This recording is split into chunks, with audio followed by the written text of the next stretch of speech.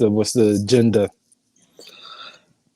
And we are live with the 12th edition of Lando's Palace. And we have another great itinerary of Star Wars topics today. I am your co host, Kahari Mosley, here with my co host, great Jedi Lukey. Thank you, everyone, for checking us out, checking us live or checking us out on the replay. So we have a few topics today. We're going to start off with the Bad Batch, of course.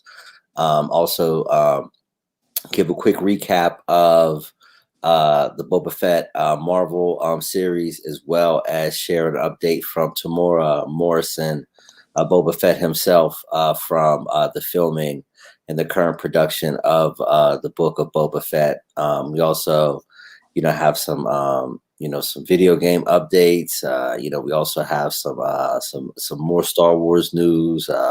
Rumors about a maskless Hayden Christensen as Darth Vader in the Obi-Wan series. So so we have a lot to talk about, but we're going to start, with the latest news, which is the Bad Batch, which is going to be dropping, and there's actually some Lando's Palace, related news to that as well that we'll get into, in a second. But let's jump right into it with the Bad Batch is dropping May 4th, and for those who are unaware, that is Clone Force 99 is their technical name. Clone Force 99, also known as the Bad Batch. Great Jedi Lukey, you are the resident expert on the Clone Wars series, and this is essentially the sequel.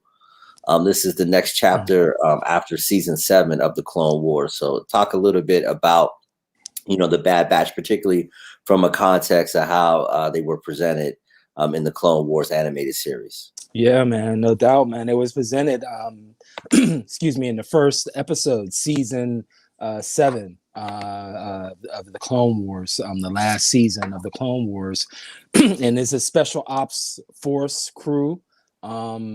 Each clone has like a deficiency, you know what I mean, from when they were being created, right? So, but that deficiency has mutated into like a superpower, right? So each clone, one clone is extremely strong, another clone can see far and hear things like,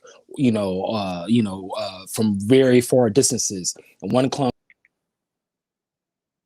a whole bunch of, can translate throughout the universe, can translate a whole bunch of different languages. Another clone is very technically savvy. I mean, can kind of, he actually can do the same thing. He actually is the one who can speak a whole bunch of different languages and is very technically savvy. Another clone can fly, you know what I'm saying? So these clones are inept to going on special missions, and so on and so forth. And it was alluded to in the Clone Wars that they didn't even know who their top officer, who they answer to, right?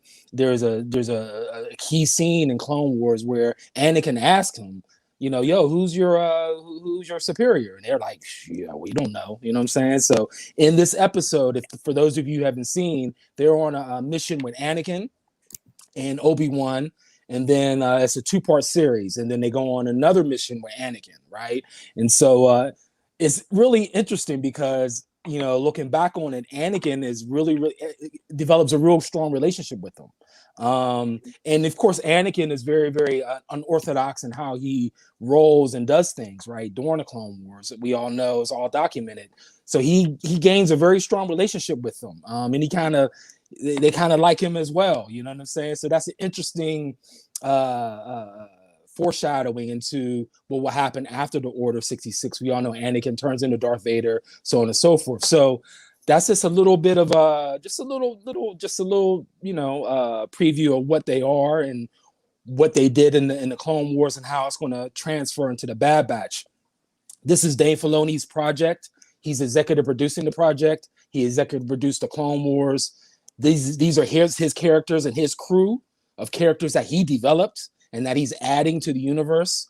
This is a whole new, new characters added to the universe. So that's exciting. And the last thing I'm going to say right now is that when you see Bad Batch, right, it burns. Like there's Clone Wars. It says when you see the trailer, right, and you see the title Bad Batch is actually an imprint from Clone Wars, right? So you see Clone Wars, and then it burns into Bad Batch, which says a lot. Knowing Dave Filoni, man, he probably has some real tricks up his sleeves for this one. It's supposed to take place after Order 66. So there's rumors that they're going to be hunting down Jedi. As far as I'm not finding a lot of what are the premise of the episodes. I'm not finding a lot. You know what I mean? There's a lot of rumors out there, but that's the rumor that they're hunting down Jedi and doing other things. So it's like a special ops.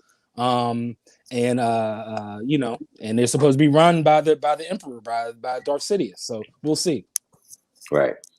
Yeah. And one of the interesting things is we know that there's two characters that we are familiar with that will be appearing, and that's Grand Moff Tarkin, from obviously from A New Hope, as well as Fennec Shan from The Mandalorian.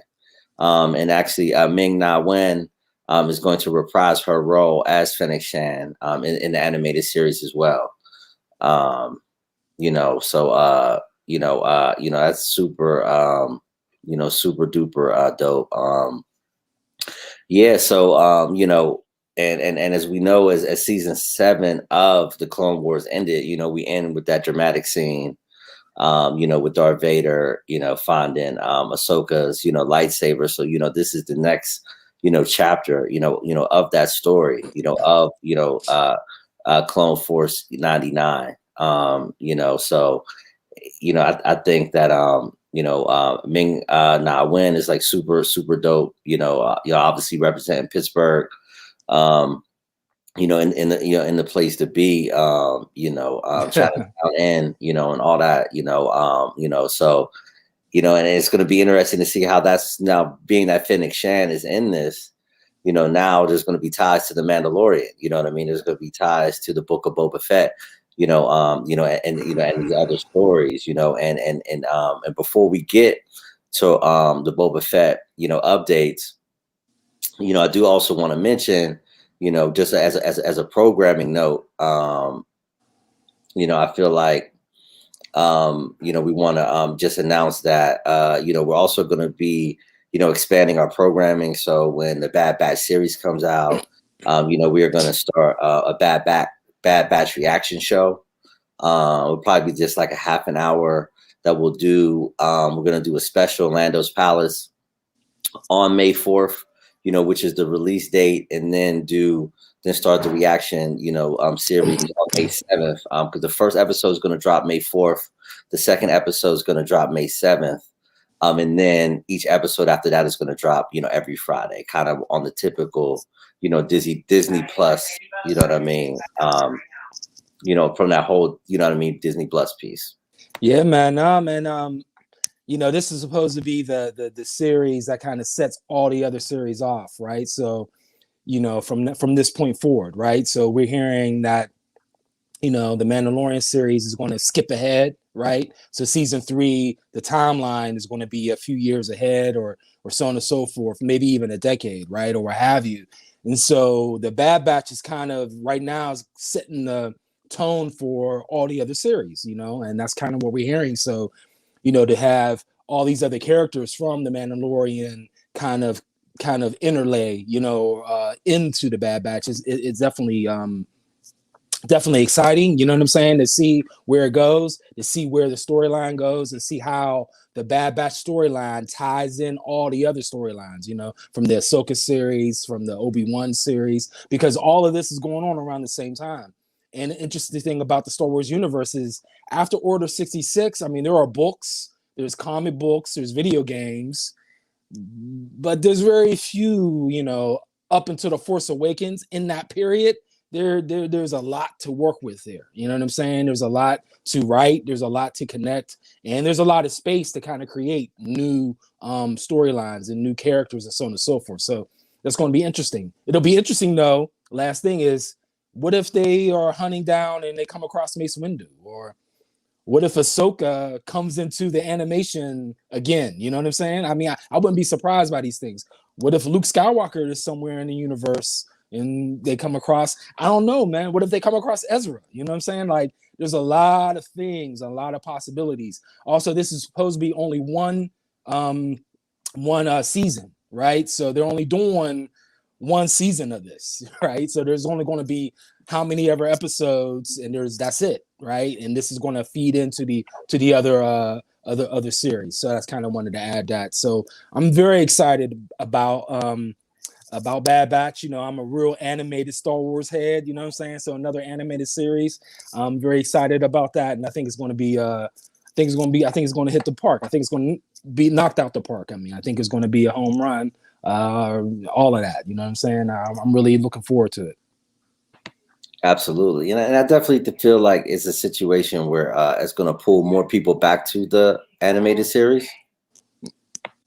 You know, so like, what are your thoughts about that? What, bringing people back to the Clone Whereas like Wars? people in the past who really weren't inclined to watch, you know, the Clone Wars, you know, what are your feelings about, you know, the impact that it can have in bringing folks, you know, back to these projects that, you know, they may not have considered before? Oh, definitely. I think people are already kind of going back anyway, you know, kind of what's happening with the Mandalorian, how they're bringing in these characters from the animated over into the live action side, you know what I mean? So I think that is going to definitely draw more people into the animated series. You know, they're looking at doing another Star Wars Rebels thing, I'm hearing, you know what I mean, later, or a movie, something like that. So they're definitely looking to tie in a lot of the storylines with the live action, right? So it's definitely going to draw people back to the animated series, just so they can like fill in the pieces, so they can get a little bit of flavor of the overall arc of the broad universe. You know what I mean? Because when you're watching the series, you're going to be missing some things. You know what I'm saying? The way they're hooking it up, and to have a live action series connected to an animation series is very, very like revolutionary as far as bringing characters in and out of animation and live action. That's very, very exciting, man. I mean, you know, to see these characters from Star Wars Rebels in The Mandalorian was like, whoa, like Bo-Katan. I mean, you saw the fan reaction. You saw the fan reaction to Ahsoka. You know, seeing these animated characters cross over into live action and back and forth. You know, when you see a live action character cross over into animation, it's like, whoa, like the way Darth Maul was developed throughout Clone Wars and Star Wars Rebels is impeccable as far as his character development, as far as the things that he added to the story. You know what I mean? We saw Darth Maul's character arc, you know, through Clone Wars, and same thing with Ahsoka, right? So these things are very, very exciting for fans and for people who are heads, for people who grew up with the comic books, right? You know what I mean? You get the best of both worlds, right?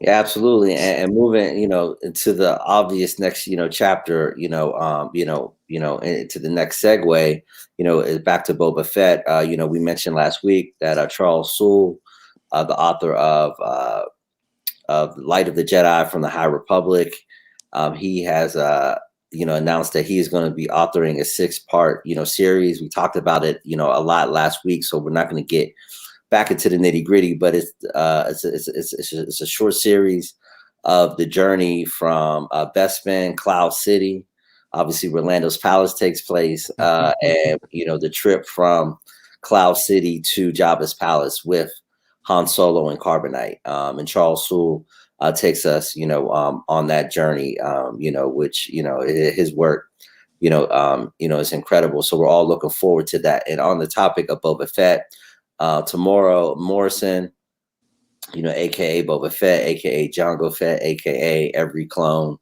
You know, he did an interview in his native New Zealand, and you know, just talked a little bit about more about the protocols that are on the set, because actually I think New Zealand just went into lockdown again, and he was talking a little bit, you know, about you know, what they're doing on the set, the safety measures that they're taking, the masks. I think they're doing daily rapid testing, weekly, you know, more you know, involved testing, you know, and it began production in November. So, you know, we're into March will be tomorrow, so they're well into, the production.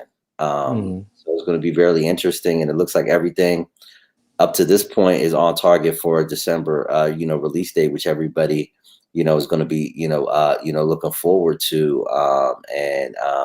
Yeah, I mean, it's going to be a great way to hold folks over to what's going to be more of an avalanche, starting next year with Andor, with, and obviously what everybody's waiting for, Obi-Wan Kenobi. But, thoughts just about, just getting a quick little, interview from Tamora, and just thoughts about, the Marvel comic book Boba Fett, as well as the TV show Boba Fett. Obviously after years and years and years of just kind of a Boba Fett existence in the extended universe or the expanded universe, or Legends, or the comic books, but not really live action. Not only is now getting featured again in a comic book format, but now also coming to a live action. I mean, that's crazy, man, that they're definitely delving into Boba Fett and the whole legacy of Boba Fett. You know what I mean? Like the fact that like Boba Fett actually, I think, is one of the most mysterious characters in Star Wars lore. Like, you know what I mean? Like before the movie, before you just didn't know that much about him, right? You didn't know that much. You didn't know where he was from, and now we get a little bit more unearthed over the years. Okay, this is kind of where he's from. This is his whole hookup with the prequels, so on and so forth. We saw his story. So I think it's crazy that they're definitely like revigorating the Boba Fett, going into his storyline. I think his storyline is crazy. It has so much there. It's so much there to like kind of latch onto. And the character himself is an extremely integral to all of the universe, right? I mean, his character plays a role in a lot of the crossplay or interplay with all of the characters, right? Is what I'm saying. Right. So he has a very, very important role, and to delve into that is going to be crazy. You know what I mean? We're looking forward to that. It'd be very, very interesting to see if Boba Fett cross over into the Bad Batch, right? There was something that we came across. There is something floating around on YouTube about a storyline that was a Boba Fett storyline that was in Clone Wars that Filoni wanted to put in Clone Wars with Bane. And for those of you who are familiar with Clone Wars, Bane is the bounty hunter in Clone Wars, and Bane is actually the bounty hunter that was supposed to kind of be over Boba Fett. It was kind of like Boba Fett's like, his teacher or whatever, his like, his kind of mentor in the whole piece, right? So there was supposed to be a storyline with them too that got scratched. There is a YouTube clip of like them doing a arc storyline, like a scratch storyline. It's like not all the way there, right? This is like a sketch, right? And you can see it. It's on YouTube of the Boba Fett storyline that they wanted to put in Clone Wars. Well, Dave Filoni's saying that this storyline maybe either be in Bad Batch or the new Boba Fett, which is crazy. So if they put this storyline in the Bad Batch and it continues into the Boba Fett piece, it's going to be crazy. And the storyline is them, Bane, and Boba Fett on an adventure of some sort and getting into some conflict of some sort, right? Which would be crazy. So that's some of the things that I'm hearing and some of the things that are exciting to see about Boba Fett's character. We all know, we said this in earlier episodes when we were young, Boba Fett was the action figure of choice to get. You know what I'm saying? If you had the Boba Fett joint and you pulled it out, you were the man or the woman or whatever. You know what I mean? You were the young man or the young girl if you pulled out your Boba Fett action figure at any point at any time in elementary school or summer camp or around the way. You know what I mean? When we used to play outside with our figures, right? So Boba Fett was the most popular figure, even above like Luke and all of them. Because he was just the coolest. You know what I'm saying? Absolutely. Absolutely, yeah. So again, we're going to be paying very close attention to this Marvel comic that I believe comes out in May or June, and then the book of Boba Fett, which drops, in December. Okay, have you heard anything about the comic book and the storyline of the comic book? I mean, only thing Charles Soule has mentioned is just this trip with the actually it begins with actually somehow between the end of Empire Strikes Back and the beginning of this Marvel comic series, Boba Fett is no longer in possession of Han Solo and the Carbonite. So part of the story of the 6-story arc is him getting Han Solo back, and then once he gets Han Solo back, and then he's transporting, Han Solo, to Tatooine to return, Han Solo, to Jabba the Hutt, and then all of the adventures that ensue, which is, hence the War of the Bounty Hunters. So, and it's unknown of how much that is going to tie into, the book of Boba Fett. Right. The War of Bounty Hunters is a classic comic book series that came out in the 90s, right? For those of you, it's a Boba Fett series, and that is rumored that's what they're going to be dealing with in the live action series. So how that's dope how they're connecting all of this, you know what I'm saying, and how they're connecting. It seems like they're taking everything back in the day, you know what I mean, with the comic book series, and we got the live action, they're coming out with the live action, figures again, you know what I mean. It's really, really interesting how they're doing this, and how they're playing it up. So and how they're tying it all together. It's almost like this whole like retro effect to the Star Wars universe, you know what I mean, with all these different media plays, right? That makes sense, right? Yeah, absolutely. And just on the topic of you had mentioned being young and children, and being school age, just one thing I did mention, Jeffrey Brown, who's done a number of Star Wars children books, has just announced he's going to be releasing a Vader Family Sithmas, which is a children's book starring Darth Vader. And not the animation, but the illustration looks very cool. There's a scene in Jabba's palace where there's a Christmas party in Jabba's palace, and they're in front of the Christmas tree with Vader and obviously the twins Luke and Leia, and and Jeffrey Brown has a lot of fun with it. So for those parents out there that are looking for holiday gifts, you may want to look at the Vader Sithmas, for holiday season 2021. And then also just on the gaming front, the Mandalorian wasn't able to join us today, but I just wanted to share some news from my notes. Oculus, that does the virtual reality stuff, is going to be releasing actually a Star Wars pinball virtual reality game, which is going to be coming out at the end of April. There's going to be 6 classic tables as well as some new Mandalorian themed pinball tables as well. So it'd be kind of like old school, going to the arcade, playing pinball at the arcade, but in virtual reality. There's also the Star Wars Republic Commando, a video game on Nintendo as well as a PlayStation, and that'll be coming out later this year.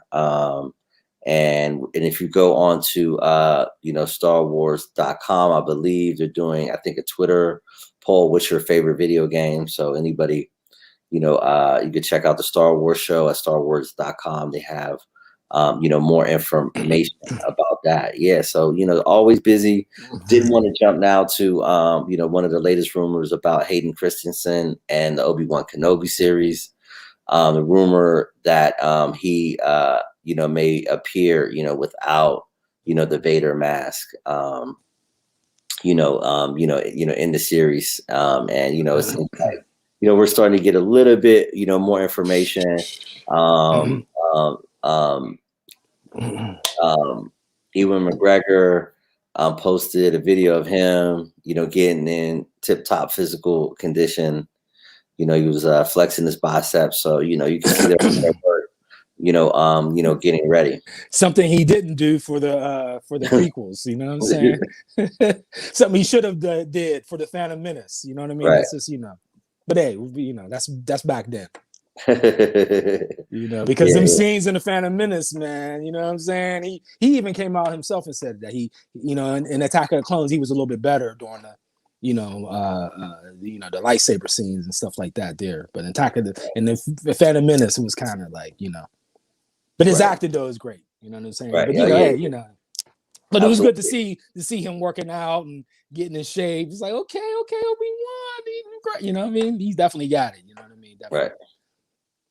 Yeah, actually, it probably would make sense. A Jedi, in seclusion on Tatooine. Like, what is there much to do other than work out? You know what I mean? Meditate. Well, they said. I mean, that's where Obi-Wan really took it to another level when he was on Tatooine, and he really his connection with the Force really. And that's Star Wars lore. I mean that. That he was one of the top, Jedi as far as with his Force abilities at that point. You know what I'm saying? So that's definitely going to be interesting to see. Another thing that's kind of key is the Ahsoka storyline and how they connect. How this connects with Obi-Wan and how it connects with Darth Vader and Luke. You know what I'm saying? I mean, so bringing Hayden Christensen in the whole back is going to be interesting because it's going to be interesting for not only Obi-Wan series but the Ahsoka series as well. Not to add that, but that's the key right there. I mean, like Ahsoka can tell Luke basically who his father was. You know what I'm saying? I mean, like if Luke and Ahsoka ever met, you know what I mean? That's interesting. So this is all happening around the same time. I mean, with Obi-Wan and Luke growing up and Ahsoka being out there. So that Obi-Wan series is very, very, and the thing about the Obi-Wan series is that we're not hearing that much about it, but we're seeing stuff. So the reason why we're not hearing a lot about it, they're talking about doing some serious things with that as far as Ghost, bringing up Hayden Christensen back, bringing up Qui-Gon Jinn, so on and so forth. So there's a lot there, you know what I mean? Right. And I saw even some rumors with the Ahsoka series that we may even get like a flashback to like a young Palpatine. Wow. And I don't know in which context, but that's also one of the rumors that's been out there. Wow. Yeah. So do you have any initial thoughts on this Hayden Christensen rumor about Darth Vader without the mask?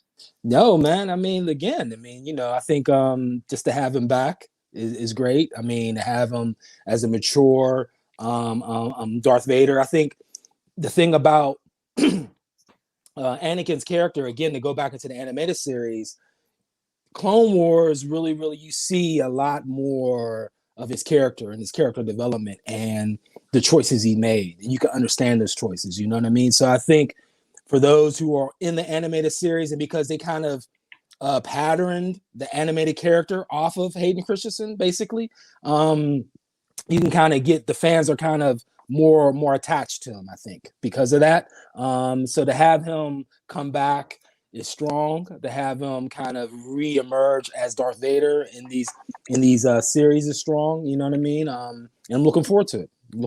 Definitely. Absolutely. So yeah, I was actually about to pull down. I'm going to drop one article in the comments section. About that. And this is going to be really interesting, again, with the Obi-Wan series, how that's all, going to continue, to fit it together. You know what? I kind of was thinking like a lot of people had criticisms about Hayden Christensen and how he, played Darth Vader during Attack of the Clones and Phantom Menace. But I was wondering what you thought, Carl. I think when he became Darth Vader in Revenge of the Sith, is when he really became like the character. You know what I mean? It was almost like up to that point when he was bratty and in Attack of the Clones and Phantom Menace, he was like going through these bratty times. But in Revenge of the Sith, when he finally became Darth Vader, like that scene where Palpatine, says the Force is strong in you, right? Like he gets off on him, right? The Force is strong in you, and he gets up. From that point on, for those last 20 minutes of Revenge of the Sith, I think it's some of the best Star Wars content. Like the last 30 minutes of Revenge of the Sith, man, is a dope movie. You know what I mean? Do you agree with me? Like, as far absolutely, yeah. No, I agree. That's why I usually rank Revenge of the Sith in total higher than a lot of people do. Specifically, for that reason. No, go ahead. No, I was gonna say because there's a lot of criticism right now. Been hearing the criticism a little bit now with him being recast. That's why I'm bringing it up as far as like, you know, how would he act? Well, now he's Darth Vader and he's older now, so it's like it's gonna be a lot different. And he's a very, very good actor. You know what I mean? It's not like he's not like a bad. He's a dope actor. Just in general. So it's just interesting, that whole thing. And I think, you know, always like, you know, looking back, as you can always look back in hindsight. But though that movie, when you see him finally become Darth Vader, it's like, finally, yo. Yeah, like he's the one. You could tell it seems like he was confident. He was more confident in the role and his choices and what he was doing, so on and so forth. So I just kind of wanted to bring that up. And, you know, at least he won't have to go through that. You know what I mean? That whole process, you know. No, absolutely, and I did just want to share in the comment section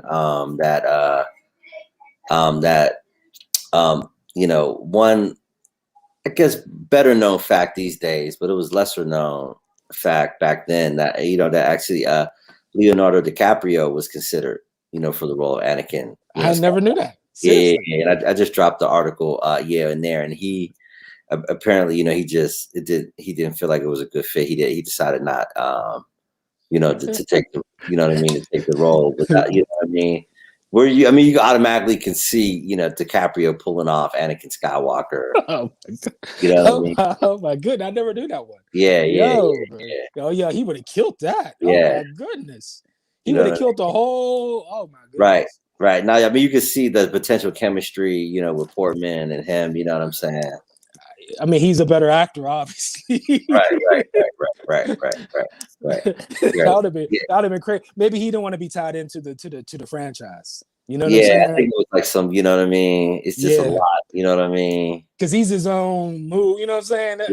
That's Hayden Christensen wasn't really known at that point, you know what I'm saying? Whereas he was already Leonardo, man. You know what I'm saying? That would be kind of hard, you know. I feel him on that. But it's kind of like what Robert Downey Jr. did for Iron Man, though, right? I mean, he made that choice, you know what I mean? But, you know, whatever. Yeah. That's interesting. Yeah. I just wanted to share that, you know, that little tidbit. So I know you're always, you know, on the interwebs, you know, checking the latest news, you know what I mean? So what are some of the latest kind of rumors and conversations that you've been hearing, you know, over the last week? Well, no, I almost sent something to you. I just came across it. I'm looking for it right now. Actually, my man that played what's my man's name that played Superman? Okay, yeah. Henry Cavill. Did you see that? That he was dating your girl Gina? Okay. No, I didn't see that. Yeah. He's getting some backlash because supposedly they either dated, or they've been together, or they're together now. You know what I'm saying? So it's like, you know, and that whole Gina thing, man, that whole thing is just totally like, come on, man. I mean, they're still dealing with that. They're still talking about that. They're still like, you know what I'm saying? It's like, you know, after a while, it's like, come on both sides. It's like kind of, you know. And it's interesting there because there is some rumors that I've been seeing that say that, you know, that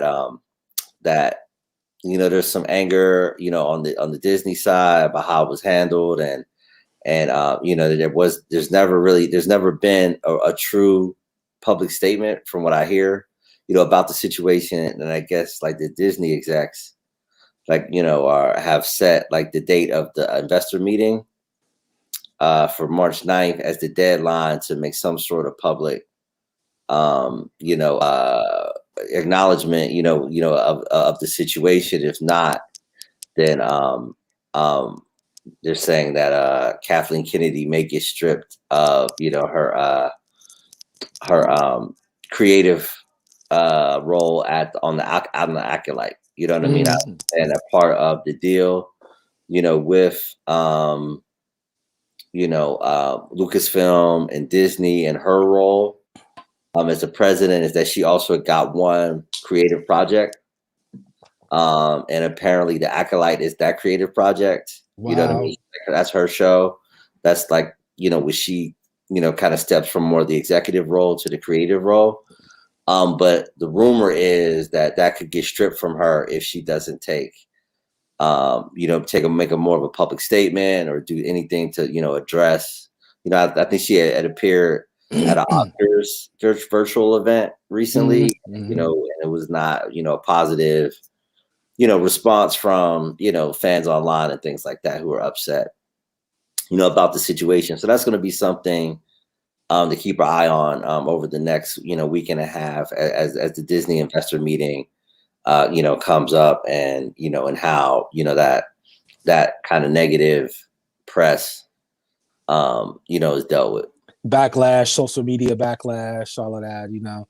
As we stated before, I mean, her character is very, very popular, you know, and was becoming popular. Wasn't she supposed to be an acolyte? She was supposed to have a main role, or the Ranger series, one of those. Yeah, it was the Ranger series. It was the Ranger series. She was supposed to have a big role in. So yeah, that's, you know, it's just interesting that this keeps there still bubbling. And there hasn't been no official statement. But another thing I wanted to also bring your attention to, Kari, was I sent something to you earlier, but it's this article that's on Fast Company right now, and it's how Disney Plus is winning by ripping up the streaming playbook, right? And I just went through the article. It was something very interesting, but it's how they totally are, as they say, revolutionizing the way streaming is being done. And what the article talks about is how they released Mandalorian and how they doing the shows, you know, and even now with WandaVision, right? And how they release it once a week, and how other streaming services, you know, release, you know, all at once, you know what I'm saying? And we talked about that, you know what I mean, a little bit, as far as, you know, that whole thing, and how they kind of just now are just doing it like that, and how they're doing the shows once a week, and how it garners up like this whole anticipation online, on social media. When it drops, this is like big event, you know what I mean? And Netflix never really has gotten that, or these other streaming services hasn't really gotten that. And they're talking about how they're revolutionizing the streaming platform. And I read the article and I'm like, well, it's not really revolutionizing the streaming platform. They're just holding back their content. You know what I'm saying? In an age where you throw everything up, right? All right, well, we did this show. We're going to drop all 12 episodes right now on Netflix, or all 12 episodes on Hulu.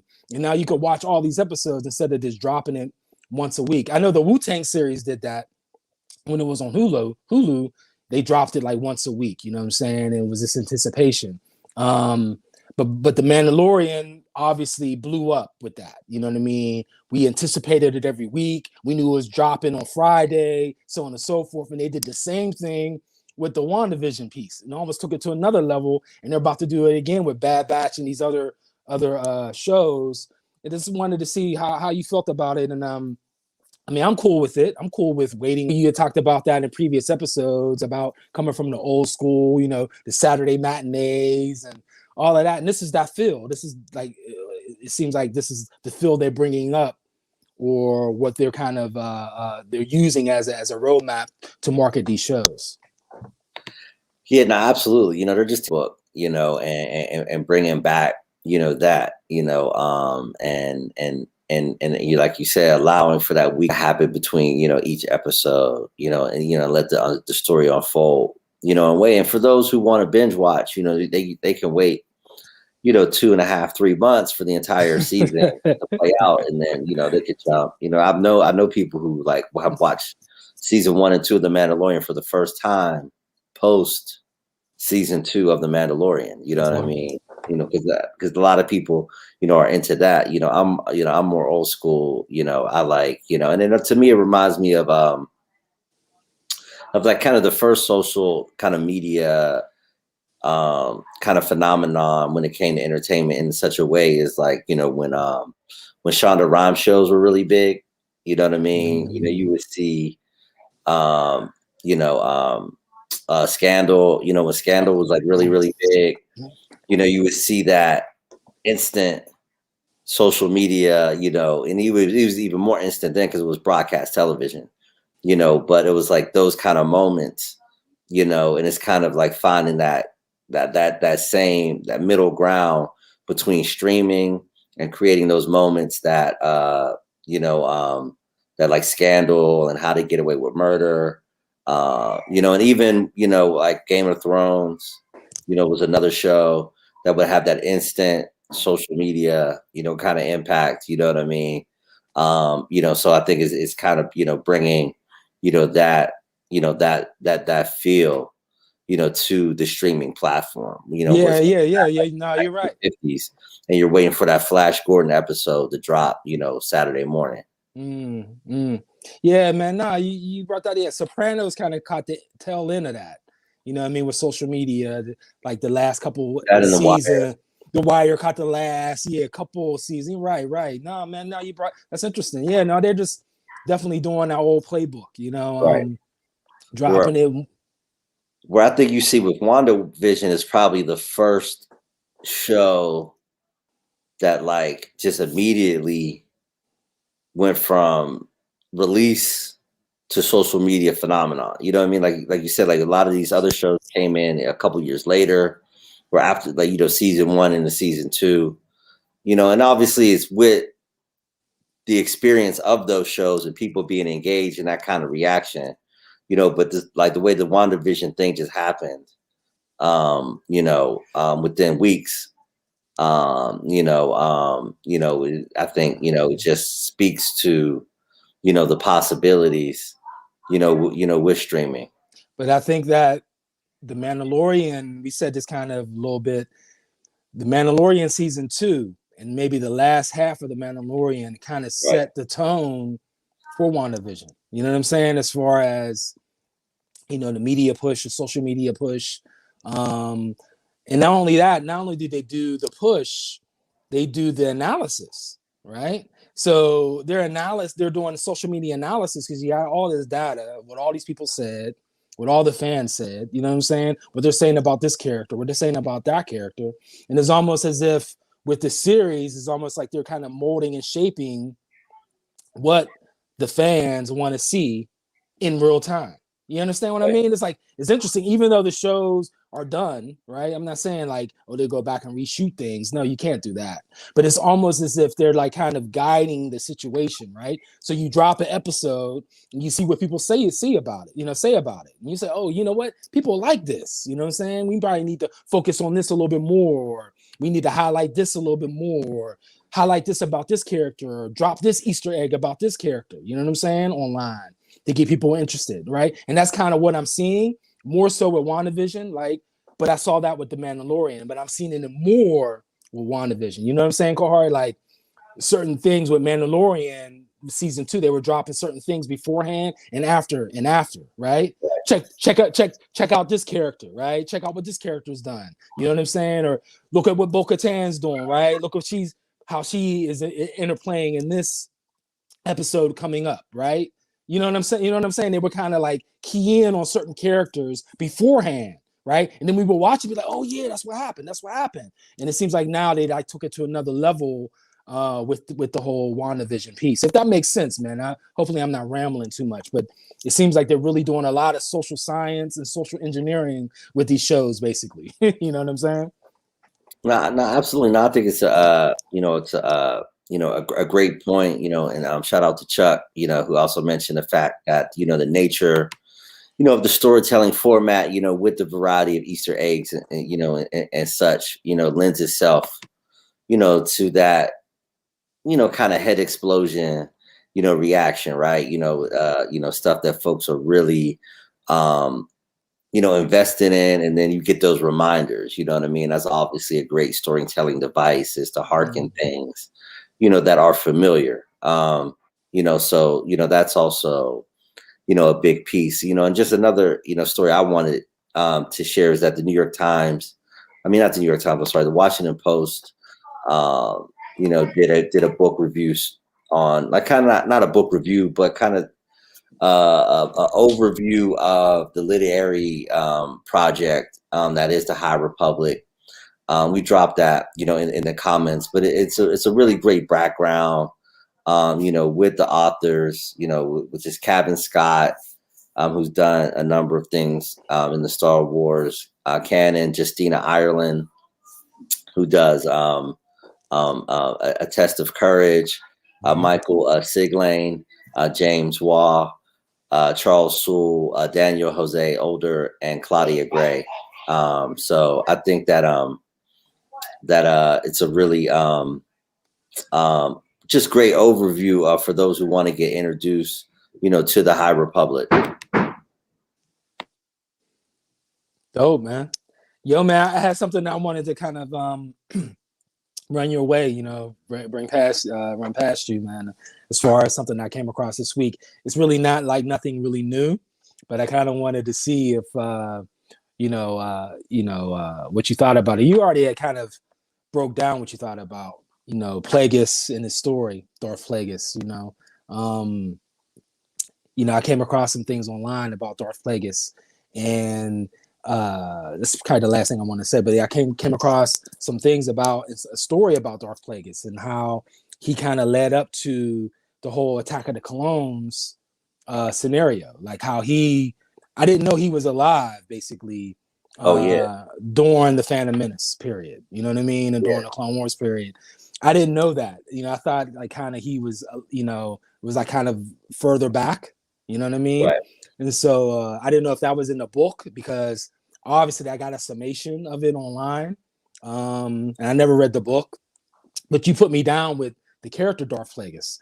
And now, man, I'm like searching everything to find out about this dude, man. Because Right. Yeah. He got the illest story, yo. Yeah, he has a crazy story, and I'll drop the link to the book. James Lucino. I didn't know. Yo, Corey, real quick, man. I didn't know how Sidious killed that cat, man. How he killed him. Yeah. Oh my goodness, man. You know what I'm saying? Because he didn't go to sleep. He would use the Force to like stay awake. And my man, after they did something, they did a political move, and they was partying. Like, he slipped him some wine. You know what I'm saying? Palpatine. Right. Yo, man, Palpatine was, man. Yo, man, I didn't know all the stuff Palpatine did too when he was young too. You know what I'm saying? So I know it's probably in the book, but the point I'm getting to is this would be a great movie. I mean, we need to start like a campaign here on Lando's Palace. Right. So Disney Plus can kind of, Filoni and Favreau can hear us and see us. Yo, man, like Darth Plagueis story, that would be a crazy movie, a crazy miniseries. Right. That would be man. You know what I'm saying? By my fault. Yeah, no. It does touch on a lot of that. It also references a role that he had played. It doesn't get into the details of it, but it references a role that he had played in actually getting Chancellor Valorum put in place. So it seems like that was all part of the plan that put Valorum in place, have the no confidence vote, then put Palpatine in place. But in the book, and I'll since it's no longer canon, you can have the debate about it. But in the book, he dies the night before Palpatine becomes Chancellor. And the plan was actually that they were going to be co-chancellors. And he was going to not come out as a Sith Lord, but come out and not being a banker anymore, but be a politician, and they were going to rule together. And he was going to be like the shadow chancellor because he was the Sith Lord, and Palpatine was the apprentice. And then obviously it didn't go down. So the entire Phantom Menace movie, he's alive up until when they make when they remove Valorum, and then they make Palpatine the Chancellor. Right. That's crazy. I didn't even right. And he's the one that kind of set off the whole Clone Wars plan and the whole Metachlorian and the whole develop. I mean, he's the one that kind of instituted that and put that in Palpatine. You know what I'm saying? And push it. They call it the grand. It's like the grand plan or something. Something like I don't know, man. But they had been working on for hundreds of years. Man, yo. And the fact that he was kind of behind all of that, and then the fact that Palpatine played him at the end, man, if that's no longer canon, it's like, what is their problem? What is wrong, yo? That story needs to be a part of it. We need to delve more into it. It needs to be something live action, something animated, something because the clan that he comes from, what's the name of his clan? Plagueis. He's a what? Immune. Immunalist. Because they're the banker clan, right? Right. Because there's an episode that highlights this clan and in his world in Clone Wars, I think in season 4 or something like that. It's a Padme story arc that has to do with funding the war and stuff like that. So and you see his people, you know what I mean? You see who they are, and he was alive during that time. You know what I'm saying? No, he was at that point. He was gone. So it's the Clone Wars. But the point I'm making is that I didn't know he was alive all the way up to the Phantom Menace. When Darth Maul emerges, Darth Maul is supposed to be a war assassin for Darth Sidious and all that stuff, man. It's very, very intriguing. You know what I'm saying? And I think we should have more, you know what I mean? More evidence of this. We should see it live action. We should see it in a movie or a series of some sort. Because his character is the illest, yo. Right. All the stuff they're going. I mean, you got politics, you got political scandal, you got some Sith stuff, and and they were like kind of he would have parties, right, with the elite and throw Sith stuff on them real quick, and they wouldn't even know it. It was like, this stuff is crazy, yo. Right. Live action, series would be crazy. Right. Yeah, and obviously this is in the Legends category. This is not canon, but the quote is, and this is from the book, and I remember this quote, the future of the Sith no longer hinges on physical prowess, but on political cunning.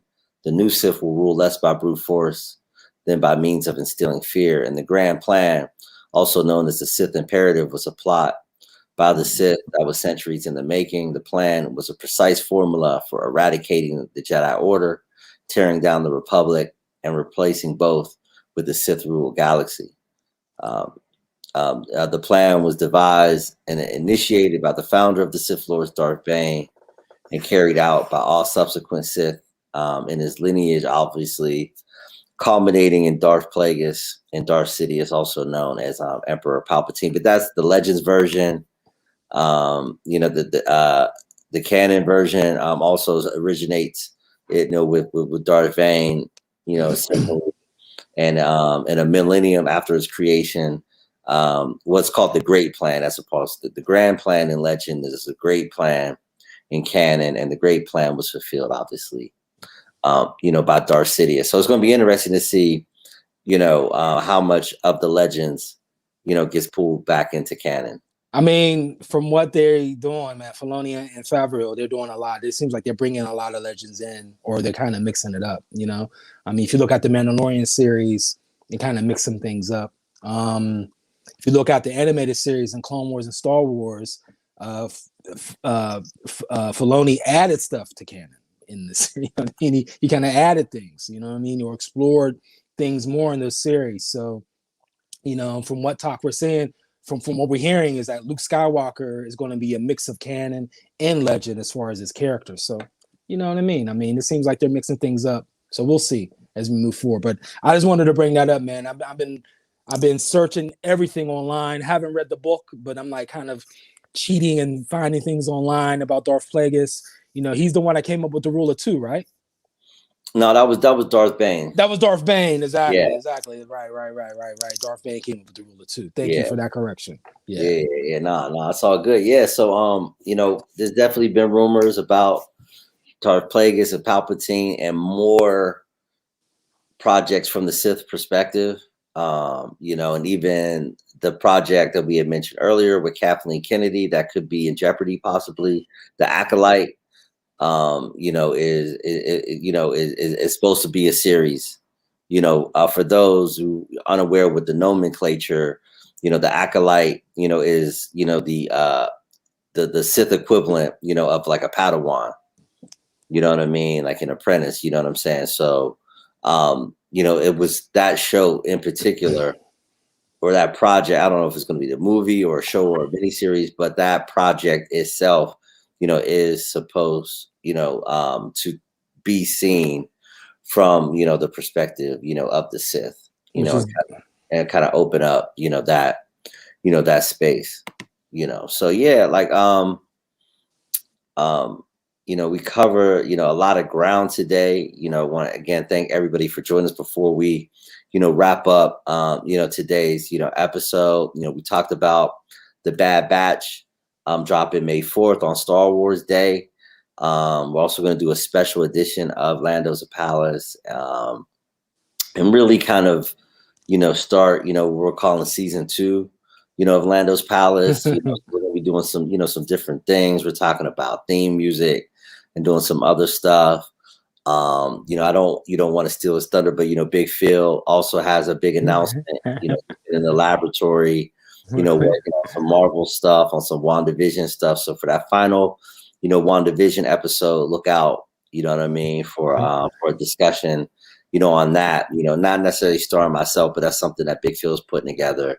As well as something coming about the coming out, about the Falcon and the Winter Soldier. Loki series too. Yeah, the Loki series. So there's going to be a variety of recap, like half-hour recap shows that we're going to be doing around each of these projects. Big Phil's heading up the Marvel side of it. We're dealing, with the Marvel side of it. So look out for a special Lando's Palace on May 4th, Star Wars Day, the first Bad Batch recap show on May 7th. Because we're gonna do, it's gonna be like part Lando's Palace, part Bad Batch recap on May 4th, but on May 7th, on that Friday, and then every Friday at some point, in the day that works, we'll figure it out. I mean, come on, man. They dropping this series on May 4th, yo. I mean, come on, man. I mean, you know what I'm saying? I mean, they doing it right, man. They doing it all the way right, man. You can feel it. You know what I'm saying? I mean, any mishaps, I could take them. Like, you know what I mean? Like a series or two or episode or two that's like, you know what I mean? Like, I could take it right now. Whereas before, we was waiting for a movie for years and it'd be like so disappointing. And it was like, oh my goodness. Whereas now with this content, it's like, oh yeah. And, maybe a series or two might not live up to, but I could take it right now. You know what I'm saying? Because I know that one will, or this one will, you know what I mean? That's kind of where we're at with it. And, they're really, really taking care of their consumers. You know what I'm saying? This is like an interplay. It's fans content. You know what I mean? You kind of feel that, and you feel the same way on the Marvel side as well. You know what I mean? Whereas fan content, but you felt that on the Marvel side before Disney Plus. You felt that on the Marvel side with the movies. You know what I mean? Whereas now you didn't feel like it was the fans and the content together, right? It was like it felt like content was being forced on the fans with Star Wars. Whereas now it feels like it's content fans. It's like this interplay, this dance, this romantic dance is happening. You know what I'm saying? Between the two, and it's good to see. Right. Yeah, so I was just touching on some of the other stuff that we talked about today. For those who have young children, who have your nieces, nephews, grandchildren out there. Jeffrey Brown, who's done a number of Star Wars children's books, has a new one coming out called The Vader Family Sithmas. Coming out later this year, which we'll drop a link for. As well as the Oculus virtual reality game is coming out with a pinball game on April 29th, as well as later in the spring, Star Wars Republic Commando, which is a game that I believe is going to take place during the Clone Wars. So all those gamers, check that out as well. We also talked about Hayden Christensen, rumored to be appearing maskless in the Obi-Wan series, as well as a Boba Fett update. We talked again about the Marvel comic, that Charles Soule, also the author of Light of the Jedi, the High Republic, as well as update from New Zealand, from the great Tamora Morrison, aka Boba Fett, aka Jango Fett, aka Commander Cody, aka Rex, aka the entire Clone Army. Gave us a quick shout out. And said they're shooting, they're in production, they're following strict COVID protocols, and it looks like everything's going to be on schedule for the book of Boba Fett. Yeah, so more, like Anakin says, I want more, and I know I shouldn't. You know what I'm saying? That's what it's like to be a Star Wars fan. You know what I mean? They're saying that George himself is going to be writing on one of these series. We don't know which one, but they say that he's writing on one or several series. So it's like kind of on the low, but he's adding some stuff. He's in the room. He's definitely in the room. He's definitely adding things to the characters. You know, Filoni and Favreau are actually, you know, the point men and pushing it forward. But they say George is in the room and adding some things. We don't know what series he's on, but they're saying he's adding some things to a few of these series. So, you know, I mean, that's good to know. Right, He's probably feeling good about that too, to finally get back into a, you know, a situation where it's creatively open, you know, the way it is. And you know, at this point, with Disney Plus making the money that it's making, you know, they have a lot of leeway and a lot of freedom to kind of creatively explore things, you know. So that's something right, to look forward to. right. Yeah, and shout out to Chuck May, who mentioned that Jeffrey Brown also wrote the book Vader's Little Princess, you know, which was on my mind, and there's also one about Luke Skywalker as well. So yeah, so I dropped the link to the new one, the Vader Family Sith Myths. You get to see a cool little, you know, and you know the illustrations are cool. Again, the Christmas party in Jabba's palace, you know, is something that I think everybody can get a chuckle from. You know, and yeah, so we, you know, we want to cover all the bases, you know, and that's one thing I do want to mention as we close the show today, that, you know, we want to really keep this as the home for all things Star Wars, you know, the movies, the live action shows, the animated shows, the video games, the books, the comic books, you know, etc. You know, and then we're gonna spend more time breaking down specific shows on the reaction pieces, you know, as the calendar of shows, you know, comes out. And one of the cool things is, you know, the content, you know, is going to be coming in rapid pace, you know, as these months go on.